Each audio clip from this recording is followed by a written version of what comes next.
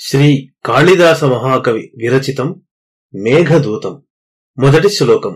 కశ్చిత్ కాంతా విరహ గురుణా స్వాధికారాత్ ప్రమత్తః శాపేనాస్తంగమిత మహిమా వర్షభోగ్యేన భర్తుః యక్షశ్చక్రే జనకతనయా స్నాన పుణ్యోదకేషు స్నిగ్ధఛాయా తరుషు వసతిం రామగిర్యాశ్రమేషు. భావార్థం. తన విధుల నుండి ప్రాలుమాలుట చేత దుర్భరమైన కాంతావియోగమును సంవత్సర కాలము అవధిగా అనుభవించుటకు యజమాని శాపమును పొంది తన స్వీయ మహిమను పోగొట్టుకొనిన ఒకానొక యక్షుడు సీతాదేవి స్నానమాడుటచే పునీతమైన నీరు అనగా సరస్సు కలిగినటువంటియు దట్టమైన నీడలనిచ్చు చెట్లు కలిగిన చిత్రకూట పర్వత ప్రాంతములను తన నివాసముగా చేసుకొనెను. కవి కుల తిలకుడు కాళిదాస మహాకవి రచించిన ఈ ఖండకావ్యము ఈ మేఘ సందేశము.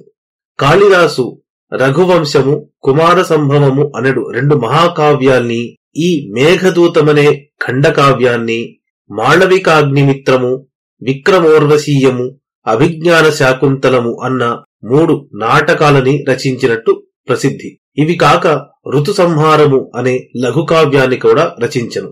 ప్రస్తుత ఖండకావ్యానికి వస్తే, ఖండకావ్యం భవేత్ కావ్యం ఏకదేశానుసారిచ అని ఖండకావ్యం యొక్క లక్షణం. అంటే ఒక నిర్దిష్టమైన ఆది మధ్య అవసానాలతో కూడిన కథాభాగంతో నిమిత్తము లేకుండా ఒక జీవితంలో ఒక ఘట్టాన్నో ఒక సన్నివేశాన్నో మాత్రమే చెప్పేది ఖండకావ్యం. ఇక్కడ ఈ మేఘదూతం ఖండకావ్యంలో నాయకుడు ఒక యక్షుడు. ఈయన కుబేరుని కొలువులో పరిచారకుడు. తన విధి నిర్వహణలో ప్రమత్తుడై ఉన్నందువలన కుబేరుని ఆగ్రహానికి పాత్రమవుతాడు. కుబేరుడు సంవత్సర కాలం భార్యా విరహాన్ని పొందుము అని శపిస్తాడు. దేవయోనులంతా కేవలం ప్రణయైక జీవులు కనుక విరహం అతి దుర్భరమైనది. పైగా శాపగ్రస్తుడు కావడం వలన కామరూపము మొదలైన తన మహిమలన్నీ కోల్పోతాడు.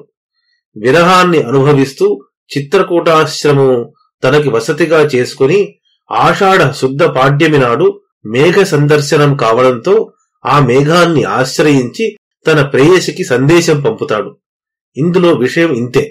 అయితే అడుగడుగున మహాకవి ఊహావైభవము, అలంకార శోభ పఠితుల మనస్సును పండించి రససీమకు కొనిపోయి ఆనంద పరవశులు చేస్తుంది.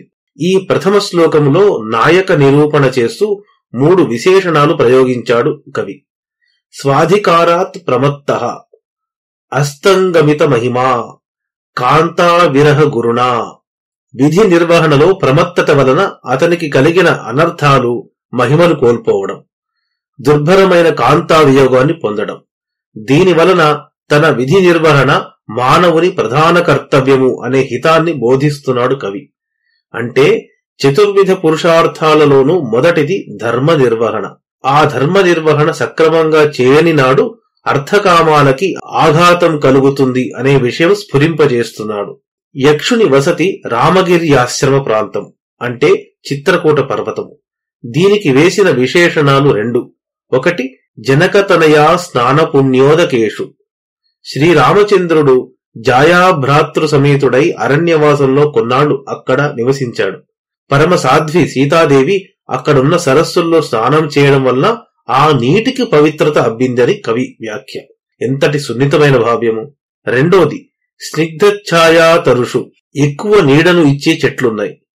అంటే ఆ చెట్ల చల్లని నీడలో విరహము యొక్క ఆర్తిని అనునయించే ప్రయత్నం చేస్తున్నాడు కవి. విరహం వల్ల స్వస్థత కోల్పోయి ఉన్న చోట ఉండకుండా ఆ ఆశ్రమ పరిసరాలంతా పరిభ్రమిస్తున్నాడు. మొదటి శ్లోకం. స్వస్తి.